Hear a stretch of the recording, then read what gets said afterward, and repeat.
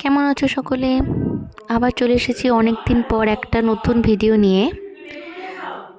আমাদের বাড়ির আগামীকাল পৌষ কালী পুজো, অমাবস্যার তিথিতে এই কালী পুজোটা কালকে হবে, অর্থাৎ 30শে ডিসেম্বর। তো দেখতে পাচ্ছ, তার জন্য তড়িঘড়ি হচ্ছে। খুব মজা হচ্ছে, খুব আনন্দ হচ্ছে মনে মনে যে একটা বছর পর মা আবার আসছে। এর আগে প্রিভিয়াসলি আমি দুবার পুজোর ভিডিও আমার এই চ্যানেলে ছেড়েছিলাম, তাই তোমাদের সাথে আজকের এই ভিডিওটাও শেয়ার করছি।